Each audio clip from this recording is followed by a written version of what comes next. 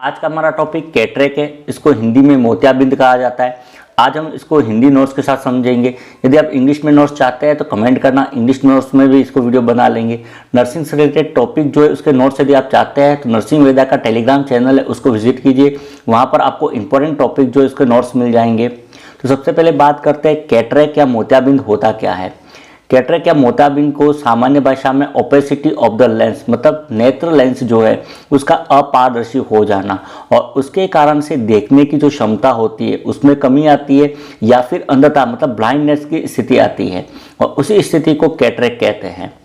नेत्र लेंस एक प्रकार का क्रिस्टलाइन लेंस होता है जिसके आउटर तो कवरिंग होती है जो कि लेंस कैप्सूल होता है और अंदर का जो मटेरियल होता है उसमें 90% तो पानी और 10% जो है वो विशेष प्रकार का प्रोटीन होता है। ये लेंस जो होता है वो पारदर्शी होता है, मतलब ट्रांसपेरेंट होता है। यदि किसी कारण से ये पारदर्शी लेंस जो है उसकी पारदर्शिता कम हो जाती है या समाप्त हो जाती है और उसके कारण से अपारदर्शी हो जाता है तो वही स्थिति कैटरेक कहलाती है। कैटरेक एक प्रकार का सामान्य रोग होता है जो कि अधिक आयु लगभग 50 वर्ष से अधिक आयु की उम्र में होता है और यह अंधता का प्रमुख कारण है। मतलब ज़्यादातर ब्लाइंडनेस जो होते हैं उसका प्रमुख कारण कैटरेक या मोतियाबिंद होता है। कारण या ये किन कारणों से होता है तो इसका जो वास्तविक कारण जो है वो तो अज्ञात है। इसके कुछ संभावित कारण हैं जिसमें एक तो अधिक आयु, मतलब जैसे जैसे उम्र बढ़ती जाती है खास करके 50 वर्ष से ज़्यादा आयु के अंदर कैटरेक होने की संभावना अधिक होती है।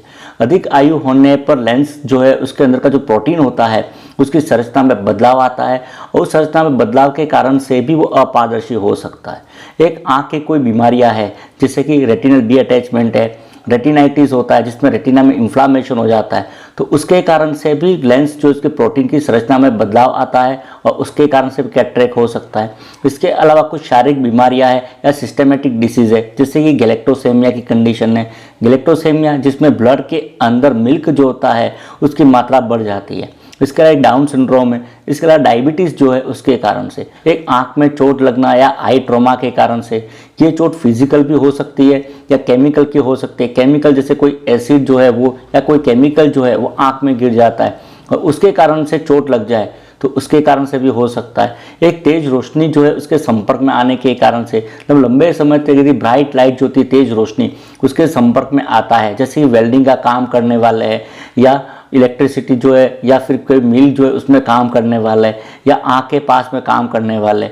एक गर्भावस्था में माँ को यदि संक्रमण है जैसे कि मीजल्स का है, रूबेला का है, गोनोरिया का है तो उसके कारण से भी कैटरेक जो है वो डेवलप हो सकता है। इसके अलावा कुछ दवाएं हैं जैसे कि कॉर्टिकोस्टेरॉइड जो है उसके साइड इफेक्ट हो जाए या लंबे समय तक कॉर्टिकोस्टेरॉइड ड्रग जो इसका इस्तेमाल किया जाता है आई ड्रॉप के रूप में तो उसके कारण से भी कैटरेक की संभावना हो सकती है। तो ये तो इसके कॉज या कारण हो जाएंगे। कुछ रिस्क फैक्टर या जोखिम कारक होते हैं जो कैटरेक की संभावना को बढ़ा सकते हैं, जिसमें एक तो वृद्धावस्था या ओल्ड एज होता है, एक कुपोषण या माल न्यूट्रिशन होता है कि भोजन में पोषण की कमी हो उसके कारण से भी इसकी संभावना बढ़ जाती है। एक ओबेसिटी जो होती है कि ओबेस पर्सन जो है उनमें भी कैटरेक की संभावना ज़्यादा होती है।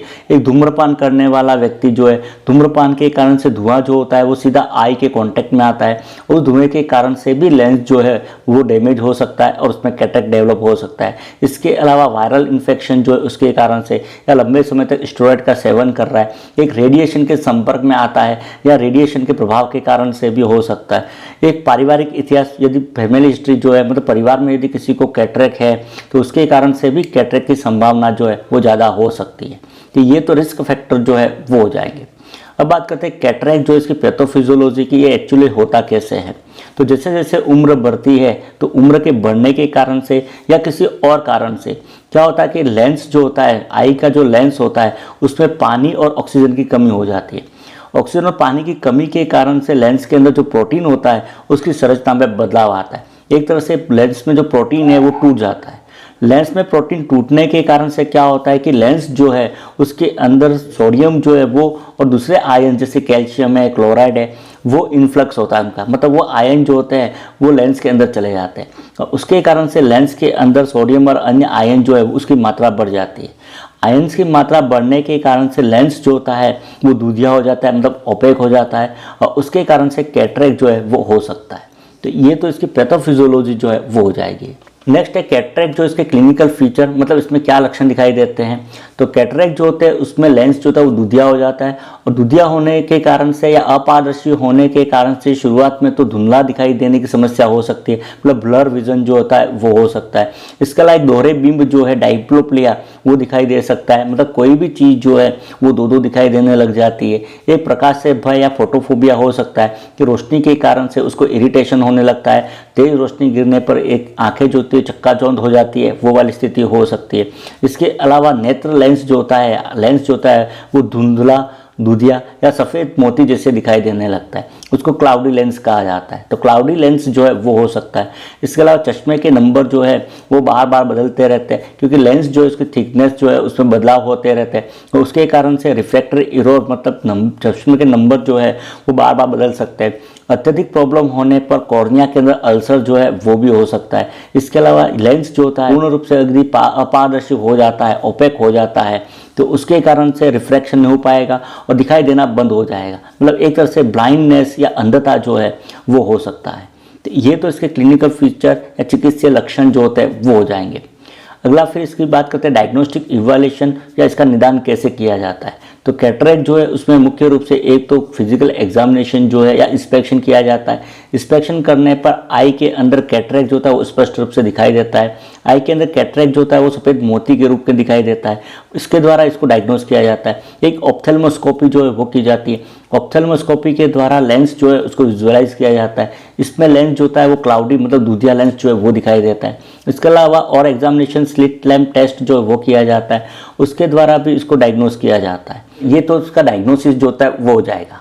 लास्ट में बात करते हैं इसका प्रबंधन मतलब मैनेजमेंट क्या रहता है। तो कैटरेक्ट जो है उसकी कोई ऐसी मेडिसिन नहीं है जो लेंस जो है उसको पुनः पारदर्शी बना दे, मतलब ये ओपेक हो गया उसको वापस ट्रांसपेरेंट कर दे, इस प्रकार की कोई दवाई जो है वो उपलब्ध नहीं है। इसके लिए केवल सर्जरी जो होती है, ऑपरेशन, वही एकमात्र उपाय होता है। सर्जरी में क्या करते हैं कि लेंस जो होता है ओपेक लेंस उसको तोड़ करके हटा दिया जाता है और उसकी जगह पर नया लेंस जो होता है वो इम्प्लांट कर दिया जाता है। इसमें जो सर्जरियाँ काम में ली जाती है उसमें एक तो इंट्रा कैप्सुलर कैटरेक्ट एक्सट्रैक्शन होता है, ICCE होता है। ये सर्जरी जो है वो पहले बहुत की जाती थी, अब इसका इस्तेमाल बहुत ही कम किया जाता है। इसमें सर्जरी के द्वारा पूरे लेंस जो है उसको और पूरा कैप्सूल जो होता है उसको निकाल दिया जाता है। उसके बाद पेशेंट को ऑपरेशन के बाद मोटा लेंस जो होता है वो पहनने के लिए दिया जाता है। इसमें बिना चश्मे के देखना संभव नहीं होता है। ठीक वैसे ही एक एक्स्ट्रा कैप्सुलर कैटरेक्ट एक्सट्रैक्शन होता है, ECCE होता है। ये भी बहुत पुरानी सर्जरी है, वर्तमान में इसका इस्तेमाल कम किया जाता है। इसमें ऑपरेशन के द्वारा लेंस जो है उसको हटा दिया जाता है और कैप्सूल जो है उसका एंटीरियर पोर्शन जो होता है आगे वाला उसको हटाया जाता है। बाकी कैप्सूल जो है उसका पोस्टीरियर पोर्शन या कभी कभी पूरा कैप्सूल जो है उसको छोड़ दिया जाता है। तीसरी जो सर्जरी है वो है फेको इमल्सिफिकेशन। यह कैटरेक्ट की प्रमुख सर्जरी है। वर्तमान में इस सर्जरी का इस्तेमाल ज़्यादातर किया जाता है। वर्तमान में जो भी कैटरेक्ट सर्जरी की जाती है वो फेको इमल्सिफिकेशन पद्धति जो है उसके द्वारा की जाती है। इसमें क्या होता है कि एक फेको इमल्सिफिकेशन मशीन होती है, उस मशीन की बारीक सुई जो होती है उस सुई के द्वारा लेंस जो होता है मतलब कैटरेक्ट लेंस जो हो गया मतलब अपारदर्शी लेंस जो है उसके छोटे छोटे टुकड़े कर दिए जाते हैं और उसको टुकड़े करने के बाद उसको सक्शन के द्वारा अवशोषित कर लिया जाता है और उसको बाहर निकाल देते हैं। उसके बाद एक नया लेंस जो होता है उसको वहाँ पर प्रत्यारोपित कर दिया जाता है। इस सर्जरी के अंदर पेशेंट जो है उसको 3 से 4 घंटे के अंदर डिस्चार्ज दे दिया जाता है, मतलब घर पे जा सकता है। तो ये तो कैटरेक्ट जो है उसकी जो प्रमुख सर्जरियाँ है वो हो जाएगी। लास्ट में यदि बात करते हैं इसका नर्सिंग मैनेजमेंट, तो ग्लूकोमा जो है उसके नर्सिंग मैनेजमेंट के बारे में हमने डिटेल में बात की थी। तो उसका नर्सिंग मैनेजमेंट जो है वो ग्लूकोमा का जो नर्सिंग मैनेजमेंट है उसी की तरह रहेगा, जिसका वीडियो का लिंक डिस्क्रिप्शन में वहाँ से आप देख सकते हैं। नर्सिंग से रिलेटेड टॉपिक देखने के लिए चैनल सब्सक्राइब कीजिए। मिलते हैं अगले वीडियो में।